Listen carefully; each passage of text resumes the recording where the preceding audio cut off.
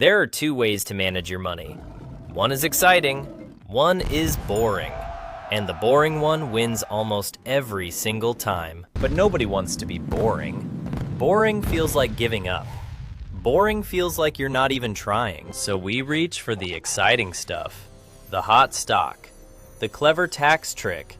The complicated strategy that makes us feel smart. And here's the cruel joke of personal finance.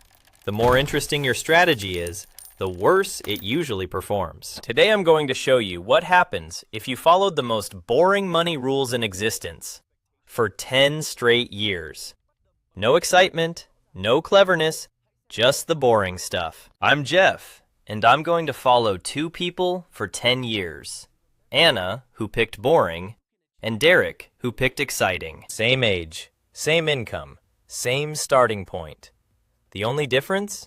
How interesting their money was. Stay with me for 10 minutes. By the end, you'll understand why boring is the most underrated superpower in money, and maybe in life. And just so we're clear, this isn't about deprivation. Boring money isn't about never spending.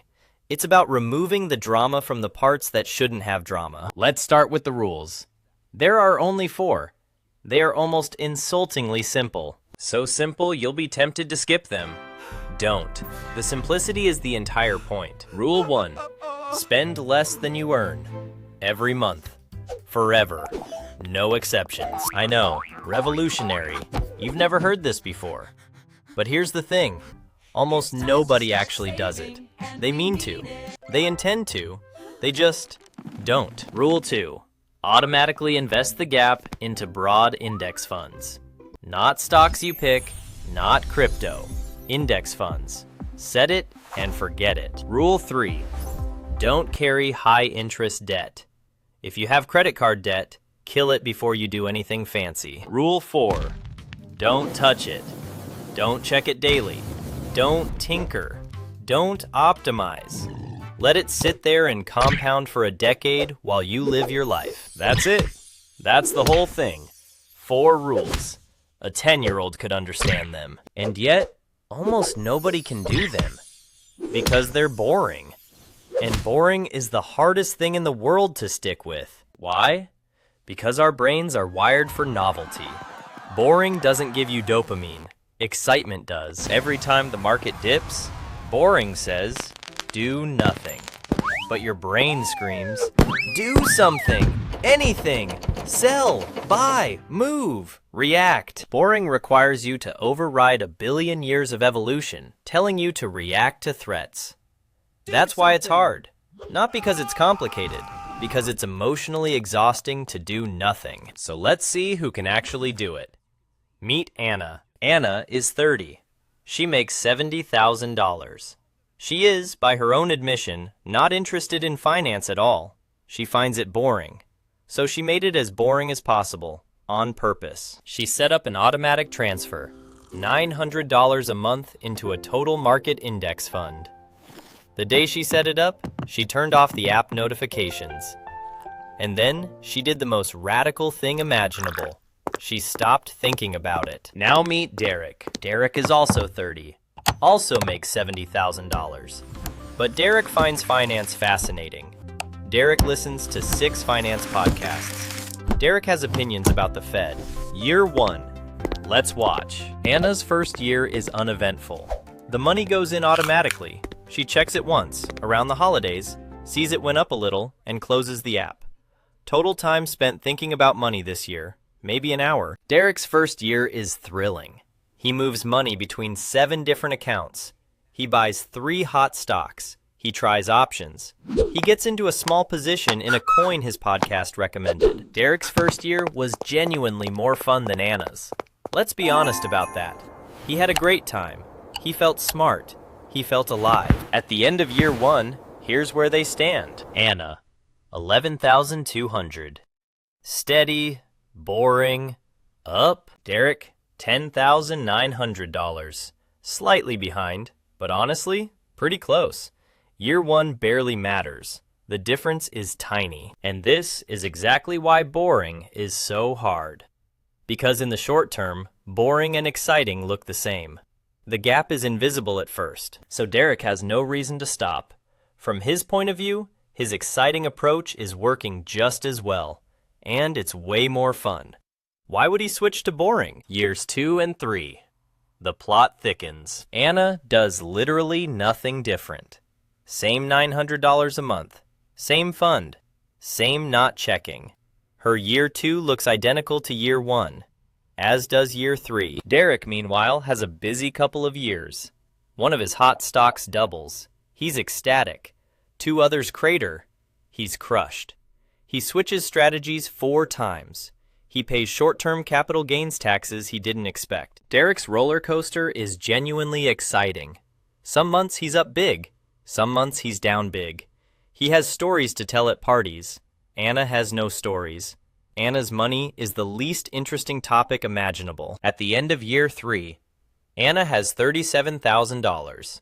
Derek has $31,000. Now the gap is real, $6,000. But here's what's fascinating. Derek doesn't see it as a problem. He sees his 2 bad stocks as bad luck. He's sure the next pick will make up for it. This is the second reason boring is hard. When boring pulls ahead, the exciting person always has a story for why it's temporary. The story is always, I'll catch up with the next big move. But the next big move requires being right. And being right consistently, over years, is something almost nobody can do, including professionals who do it full time. Anna isn't trying to be right. That's her secret weapon. She removed the need to be right entirely. Years 4 through 7. This is where it gets brutal. Somewhere in year 5, the market has a bad year. Drops 20%. Anna's account goes from $55,000 down to $44,000 in a few months. On paper, she lost $11,000. Here is the single most important moment in this entire video. The market just dropped. Anna's account is bleeding. What does Anna do? Nothing. Anna does nothing. She doesn't even know it dropped because she turned off the notifications 5 years ago. Her $900 keeps going in automatically, now buying shares on sale. Derek, on the other hand, watched the crash in real time. Every red candle, every percentage point. He panicked. He sold near the bottom to stop the bleeding. He locked in the loss. And then, because Derek is engaged and smart and paying attention, he waited for the right time to get back in. He missed the recovery. By the time he felt confident again, the market had already bounced back up. This is the thing nobody tells you. The crash didn't hurt Anna. The crash destroyed Derek. Same crash, same market, opposite outcomes. The only variable was behavior. Being engaged, being interested, being active, paying attention, is exactly what hurt Derek. His engagement was the problem. Anna's disengagement was her protection. Let me say that again because it's so counterintuitive. In investing, paying close attention often makes your results worse. The boring person who ignores it wins because they can't panic about something they're not watching. By year 7, the gap has become a chasm. Anna has $94,000. Derek has $58,000. $36,000 apart. Same income, same 7 years. The boring person is now 60% ahead of the exciting person. And here's the quiet tragedy. Derek worked harder. Derek spent hundreds of hours on this. Derek learned more about finance than Anna ever will. And he's losing, badly, to someone who spent 1 hour a year. Effort, in investing, is often negatively correlated with returns. The more you do, the more you can mess up. Boring removes the opportunities to mess up. Derek had more chances to be brilliant. He also had more chances to be wrong. And the wrongs cost more than the brilliance paid. Anna had 0 chances to be brilliant. She also had 0 chances to be wrong. She just compounded. By the way, this isn't just about money. The boring beats exciting pattern shows up everywhere. Boring, consistent exercise beats exciting crash diets. Boring, steady relationships beat exciting, chaotic ones. Boring daily writing beats waiting for inspiration. Boring consistency is the most underrated force in human life. It just doesn't feel like anything while it's happening. The magic is invisible until you look back. Which brings us to year 10. The big reveal. 10 years in. Anna has never picked a stock, never read a finance book, never watched a single market update, never panicked, never celebrated. She just let it run. Anna's account. $164,000. She contributed $108,000 over 10 years. The other $56,000 appeared out of thin air. That's compounding. Money she never earned, never worked for. It just grew while she ignored it. Derek. After 10 years of effort, podcasts, picks, strategies, and stress, has $89,000. Derek is $75,000 behind. For doing more. For caring more. For being smarter about finance. For trying harder in every measurable way. And the kicker? Derek spent an estimated 1,500 hours over those 10 years managing his money. Anna spent about 10. Derek paid for his worst result with his time too. 1,500 hours is almost a full year of 40-hour work weeks. Derek essentially worked a part-time job for a decade to get a worse result than doing nothing. That's the real cost of exciting. Not just the worse returns. The hours, the stress, the mental energy, the Sunday nights spent worrying about Monday's market. Anna slept fine every one of those Sunday nights. She wasn't being brave. She just wasn't watching. Now, I want to be fair to Derek. It's possible to be an active investor and win. Some people do, but they're rare. And even most of them would have done better just being boring. The odds are just overwhelmingly against the exciting approach. You're betting you're the exception. Almost nobody is the exception. That's what exception means. Boring isn't a consolation prize for people who can't handle exciting.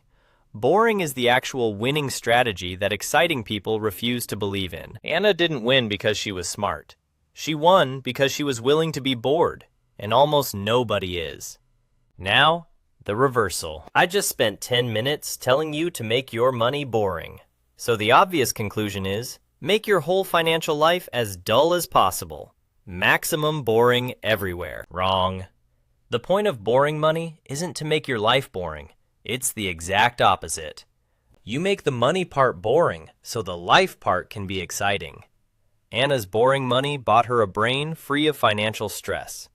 That freed up energy went somewhere. Anna spent those reclaimed hours on her actual life. Hobbies, friends, a side passion that eventually became a small business. Her boring money funded an interesting life. Derek's exciting money made his life smaller. The stress bled into everything. He was distracted at dinners. He checked charts on dates. His exciting money made his actual life boring. That's the real reversal. Exciting money tends to create a boring, anxious life. Boring money tends to create a rich, present, interesting life. The labels are completely backwards. So the goal isn't to be a boring person. The goal is to put the boredom in the right place. The money mechanics. So the rest of you can be fully alive. Put the excitement in your relationships, your work, your adventures, your creativity, and let the money sit there quietly, doing the most boring, most powerful thing in the world, compounding. Anna understood something most people never get. Money is a tool, not a hobby. The best tool is the one you don't have to think about. 10 years from now, you'll wish you had started today. Not started picking stocks, started being boring, started letting it run. The most exciting thing you can do with your money this year is make it boring, and then go live. So here's my actual ask. 3 things. 1. Set up one automatic transfer into a broad index fund today. Any amount. $50, $500, doesn't matter. The amount matters way less than the automation. 2. Turn off the notifications. Delete the app from your phone's home screen. Make it slightly annoying to check. Friction is your friend here. 3. Find one genuinely exciting thing to put your energy into instead. A hobby, a relationship, a skill. Move the excitement out of your money and into your life. Quick disclaimer. I'm not a financial advisor. This isn't financial advice. This is one Jeff on the internet sharing a pattern that's worked for a lot of boring, happy people. Your situation is yours. If you've got something complex going on, talk to a real advisor. A boring one, ideally. Comments. Tell me honestly, are you an Anna or a Derek right now? Be honest. Most of us start as Dereks. That's okay. The point is which direction you're moving. I read every comment, and the Anna to Derek conversion stories are honestly my favorite ones in this whole community. If this video shifted how you think, share it with one person. Someone who's exhausting themselves being a Derek. Send it to them quietly.